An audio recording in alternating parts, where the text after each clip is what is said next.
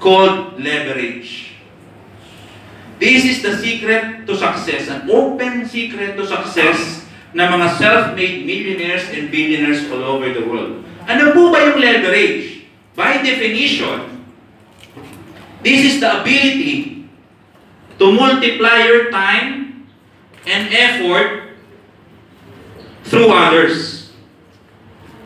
Nababasa naman ang sulat ko? Yes. Napaparami mo lang yung oras mo at galing mo sa pamamagitan ng ibang tao. Karim, kaya nga ayaw ko sa network marketing, gagamitin mo lang ako. Gagamitin mo lang yung husay ko. Gagawin mo lang akong downslines. Tama ba? Yan yung mga common challenges na nagsisimula eh. Alam mo, pag akong tinatanong, sinasagot ko, tama ka, in part and partial. Gagamitin ko ang galing mo. Gagamitin ko yung oras mo. Katulad rin ang paggamit ng boss mo.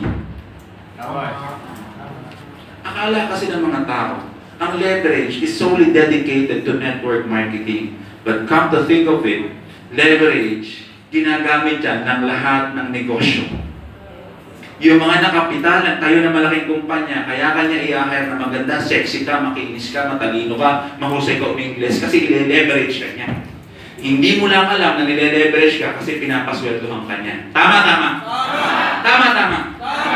Pero habang dumadami ang empleyado niya, yumayaman ba yung may-ari? Yes! Yumayaman ba yung boss mo? Yes! Ang tanong, yumayaman ka ba? Yes! Yun ang difference. Guys, listen to me on this. Kung sino mag-a-apply ng leverage na tama, yun ang may chance ang umasenso. Walang debate dyan. Wala akong debate dyan. It's either na ikaw ang nang-leverage o ikaw ang nile-leverage. Tanong, saan ka mas seryoso magbigay ng oras and effort? Sa negosyo na male-leverage ka, nayayaman ka, o sa trabaho mo na overwork, underpaid na nile-leverage ka, puro reklamo. Saan ka pinibigay? Alam mo ang sagot? Huwag kang magtaka kung wala ka pang resulta kasi namamamali ka. Itong definition na to, 19, 20 years ago, nung naintindihan ko, pinag-usayan ko. Kasi ito ang sikreto eh.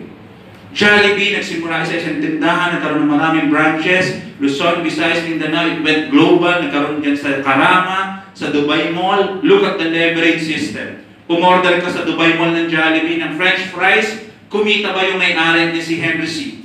Si Tony Tan Cakchong? Oo. Paano kayo may papakita ang leverage? One good question, siya ba nagbenta sa'yo? Siya ba nagbenta sa kanya? Kakilala ba niya? Anong ginagawa ng mga owners na yan habang kumikita siya sa in-order nito? Hindi. Alam mo, Pilipino, 20 years ago ko nito tinatanong, sagot palagi Pilipino, natutulog. It might be true. Nag-expand ng negosyo. But you know what? It doesn't matter. The reality is they are earning. Because nagle-leverage sila. Nangiintindihan niyo po ba? Yes! Ito ngayon, ang actual reality ng leverage. For you to apply leverage, ladies and gentlemen, you need to have a big amount of capital. Hindi ho pwedeng maliit na puhunan. Magtatayo ka ng grocery store na may leverage ka sa mga empleyado, mahina 1 milyon. Tama. Paano tayo nagsisimula? Alam, milyunan palang kapital. Kaya pumutok ang network marketing sa buong mundo. Because that same principle of leverage, nadidefeat niya yung basic rule ng negosyo na kailangan malaki ang kapital, malaki ang kitaan. Dito, minimal lang ang kapital. 15,888,1563, you can start doing your leverage business. Tapos ang return, exponential, malaki. Tama. Therefore, kung ikaw pala, ang ginagawa mong negosyo is the business of big-time business people, you should be proud of it. Kailangan alam mo na ang ginagawa mong negosyo ay nakaka-proud kasi yayaman ka. Hello? Yes! Pag tinanong ka, ano yung JC Premier? Networking yan, no? Ano sagot mo? Hindi, oh. Yan yung bilog-bilog, ano? Hindi, square kami. Kaibigan, hindi kayaman yun. Ang dami ko nakikita. Si AD hindi na nagsasalita yan. Ang ibang applies hindi nagsasalita. Grabe kang pumalakpak dito. Power, grabe ka. Pero paglabas mo dyan sa baba pa lang. Hiyang-hiya ka, makita naman kaibigan mo dyan, dito na kumakain sa dampa eh. Uy, ay ginagawa mo dyan? Umatag ka ba ng JC Premier? Ay hindi, nag-CR lang ako. Hindi ka asenso pare. Ang thinking mo dapat, who are you working here in a very big multinational company here in UAE? Yung malalaking kumpanya. Proud ka ba sa kumpanya mo? Proud ka. Kung may uniform pa at may patch at may logo yan, di ba? Alpha-Tech, di ba? Halimbawa, you're working for a very good brand like Hermes, Louis Vuitton. Di ba ibang lakad ng mga yan? Bulag pa kayo? Ako lang ang nakakakita? Paano maglakad yung mga naka-Louis Vuitton? Yung nagtatrabaho, di ba? Iba patulog na mga heels niyan. Givenchy. Givenchy ang pronunciation ko, pero Givenchy. Di ba proud na proud ka? Guys, ganun ka din dapat sa JC Premier. Do you get what I'm saying? Yes. Pag pinag-usapan, ay pinagtatrabahuhan mo na maganda ang brand, proud ka. Pero pag pinag-usapan, ay JC Premier, napapayamanin ka, pautay-utay ka, mali yata yun. Intindihin mo yung leverage na yan. Bigyan kita ng example. Anong year na ngayon? 2019. 17. 2019, pangalan mo ma. Ikaw. Sige, pahirapan mo pa ako. Cheryl. Gagawin mo ng tama, makikinig ka sa upline, left and right, pagtutulungan natin yan. Would you think a year from now may network ka? Wala. Siya tinatanong ko. Meron wala? Marami o marami?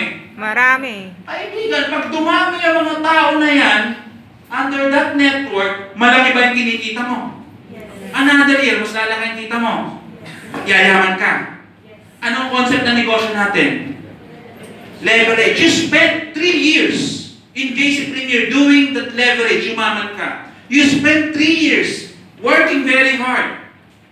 Working as an employee, yayaman ka hindi. Sa empleyado. Yayaman ka hindi. Alam niyo sagot. Kaya natatawa ako. Alam mo na, sagot matagal na. Nabaon ka na nga sa loan eh. Alam mo ang sagot na hindi nagbabago, parang kulang. Tapos, pag pinag-usapan networking training, ayaw mong umattend, ayaw mong magpakita, ayaw mong intindi na leverage. Ability to multiply your time and effort, hindi mo ma-memorize. Leverage, ano ba yan? Kaibigan, sa pagyaman, dapat doon ka nagfo-focus.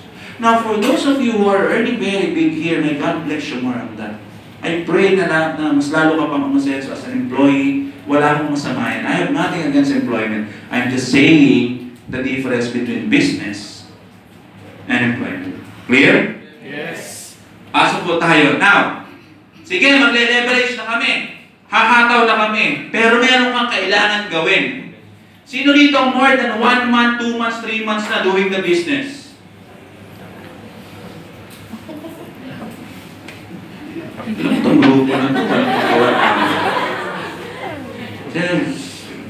Persons. Pero kailangan meron kang tamang kaugalian. Uulitin ko, meron kang tamang attitudes.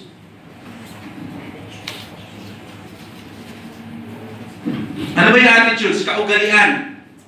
Okay, let me set a very good example. Bibilisan ko na, Manny Pacquiao. Everybody knows Manny Pacquiao? Yes. You know Manny Pacquiao? Yes. Okay, please describe Manny Pacquiao. Give me 5 descriptions. Pogi. Strong. Rich. God-fearing.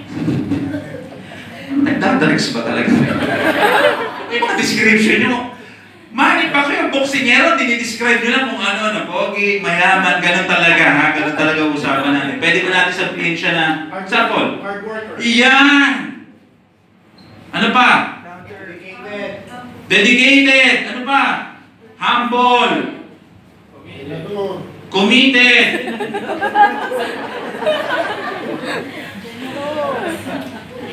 Ano ba?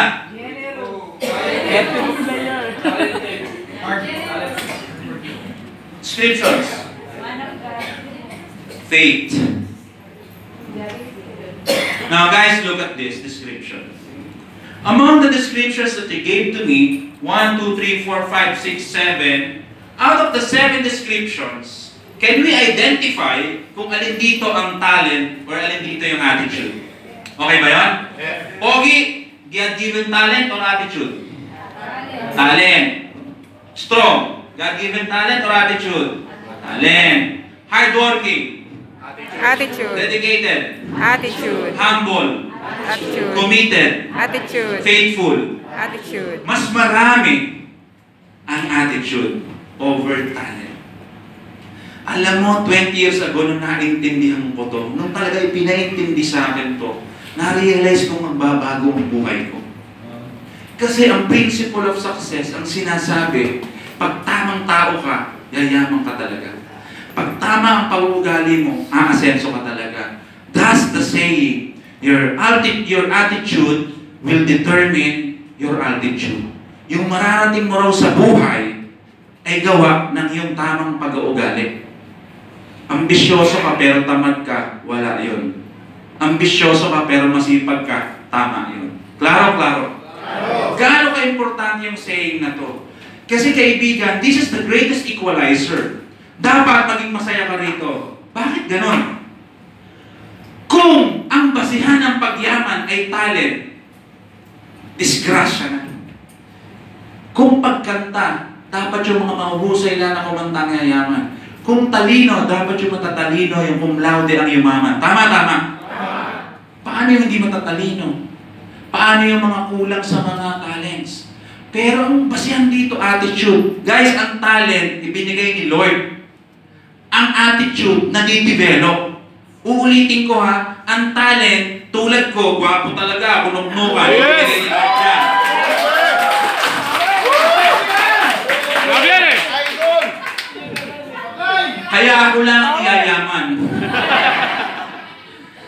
Hindi ho, talent, God-given talent yan, pero ang basihan, attitude, madidevelop. Kung mahihain ka, lalakasan mo loob mo, mawala yung hiya mo, magkakaroon ka ng improvement. Dapat maging masaya ka dun.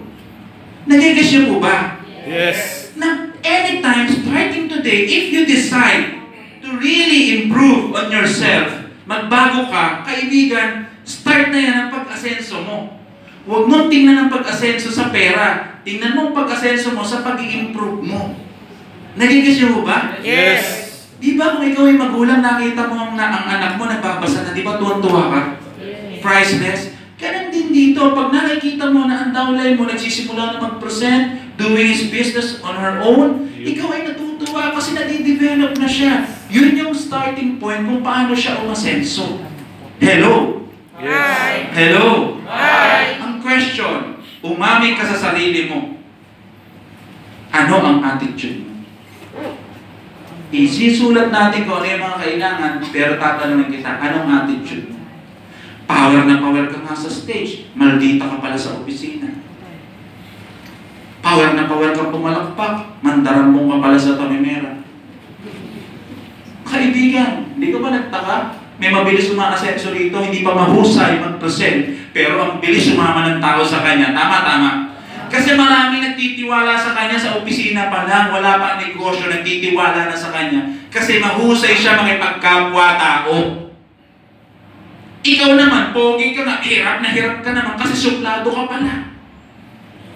Hindi ka namamansin sa opisina mo, tapos nung nag-join ka sa JC Premier, biglang malalapit na, office mate tayo. Oo, 10 taon na. Paano ba i-invite yan? Hello? Hi. Sa mga maldita dyan, simulan nyo naman pakabait. Huwag muna kayo mag-invite. Manlibre muna kayo sa opisina. Magsimula kayo ng coke, di ba? Pakainin nyo muna. Develop, establish relationship. Hindi natin kailangan maging perfectong tao, pero anong kailangan na meron kang number 1 attitude, na gasgas na. Sobrang gasgas na ayoko nang sabihin, pero kailangan mo sabihin dahil ito ang kailangan nyo matinig. GLLA. Good listening and learning